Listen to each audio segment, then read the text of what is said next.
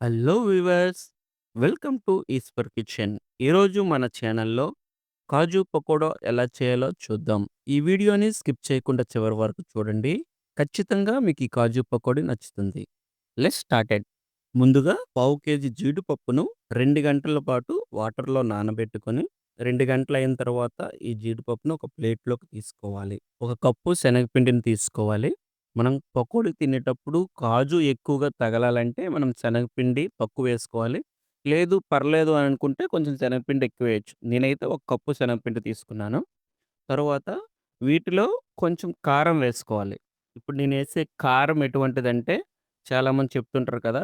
కాశ్మీర్ చిల్లని, తర్వాత వేరే చిల్లని. ఆ చిల్లేమి కాకుండా మేము సొంతగా చేసుకున్నదనమాట.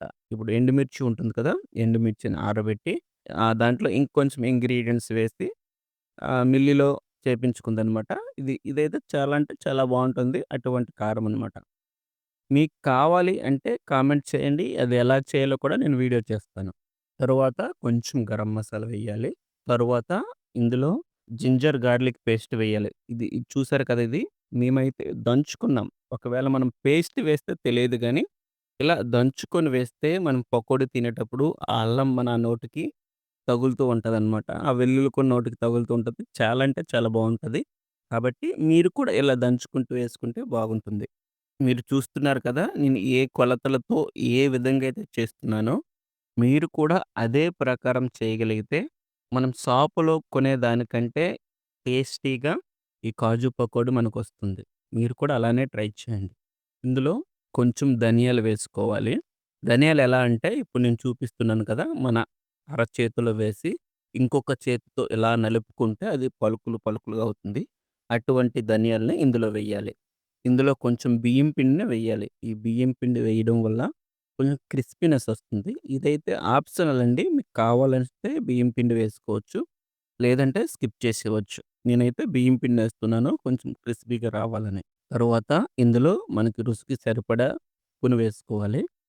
ఉప్పు నేనైతే స్పూనున్నర వేస్తున్నాను. ఒకవేళ మీకు ఉప్పు ఎంత వేయాలో తెలియకపోతే ఇది కలుపుకుంటూ కొంచెం సాల్ట్ వేసి, కొంచెం మళ్ళీ టేస్ట్ చేసి సరిపోయిందో లేదో చూసి, ఆ విధంగా కూడా మీరు ఉప్పు వేసుకోవచ్చు. తరువాత ఇందులో ఘీ వెయ్యాలి. ఘీ గాని, డాల్డా గాని రెండిట్లో ఏదైనా ఏసుకోవచ్చు. ఘీ ఏస్తే ఏంటంటే కొంచెం టేస్టీగా ఉంటుంది. మీరు చూస్తున్నారు కదా! ఈ ఘీ నేను సొంతగా ఓన్‌గా చేసుకుందనమాట ఈ ఘీ. పాల మేగడతో చేసుకుంది. కాబట్టి మనకు చూడండి ఎంత పోసగా కనిపిస్తుంది. మీకు ఘీ ఎలా చేయాలో వీడియో కావాలంటే కింద కామెంట్ చేయండి. ఆ వీడియో కూడా నేను చేసి అప్‌లోడ్ చేస్తాను. వీటన్నిటిని మొత్తం మనం మిక్స్ చేసుకోవాలి. ఎలా అంటే గట్టిగా ఇలా నలుపుకుంటూ మరీ గట్టిగా నలిపారనుకోండి కాజు విరిగిపోతుంది. ఇలా గట్టిగా నలుపుకుంటూ మొత్తం అన్నిటికి పట్టేలాగా మనం మిక్స్ చేసుకోవాలి. కాజుకి మొత్తం మనమేసే ఇంగ్రీడియెంట్స్ తర్వాత ఈ పిండి మొత్తం పట్టే విధంగా ఇలా కాజుకి పట్టే విధంగా మనం కలుపుకోవాలనమాట. యాక్చువల్‌గా ఇందులో కరివేపాకు వేయడం మర్చిపోయాం. కరివేపాకు వేసుకొని కూడా మొత్తం మిక్స్ అయ్యేలా కలుపుకోవాలి. ఇలా కలిపిన తర్వాత ఇందులో వాటర్ పోసి కొంచెం థిక్‌గా అంటే గట్టిగా ఉండే విధంగా కలపాలి. వాటర్ ఒకేసారి పోయకుండా కొంచెం కొంచెం, కొంచెం కొంచెం వాటర్ పోసి కలుపుకోవాలి. కొంచెం కొంచెం.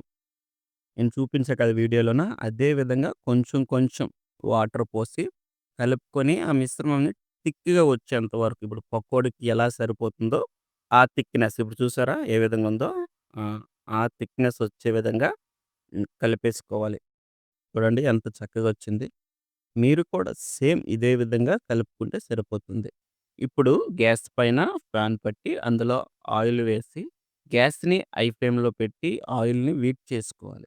ఆయిల్ వీట్ అయిన వెంటనే గ్యాస్‌ని మళ్ళీ మీడియం ఫ్లేమ్‌లో పెట్టి మనం కలుపుకున్న ఈ పకోడీని ఇందులో వేసుకోవాలి. ఆయిల్‌లో వేసుకోవాలి. ఇలా మనం పకోడీ వేసుకున్న తర్వాత ఈ పకోడీని గ్యాస్ మీడియం ఫ్లేమ్‌లో పెట్టుకొనే ఈ పకోడీని ఉడికించాలి. ఒకవేళ హైలో పెట్టారనుకుంటే మనం పకోడీ పైన బ్రౌన్ కలర్ వచ్చేస్తుంది. లోపల ఉడకదనమాట. మొత్తం మీడియం ఫ్లేమ్‌లో పెట్టుకొనే ఈ పకోడా అంతటిని ఉడికించాలి. చూసారు కదా! చూడండి ఈ విధంగా బ్రౌన్ కలర్ వచ్చేంత వరకు ఫ్రై అయిపోయింది. మనం ఇది ఆయిల్ నుంచి తీసి పక్కన పెట్టుకొని సర్వ్ చేసుకుంటే ఎంతో టేస్టీగా వేడి వేడిగా మనకి కాజు పకోడీ రెడీ అయిపోయిందనమాట. చూసారు కదా! కాజు పకోడీ ఎంత ఈజీయో ఒక 10 నిమిషాల్లో ఈ పకోడీ చేసేయవచ్చు. ఇది మీకు నచ్చిందని నేను అనుకుంటున్నాను. నచ్చితే లైక్ చేయండి, షేర్ చేయండి, కామెంట్ చేయండి, సబ్స్క్రైబ్ చేయండి. Thank you for watching.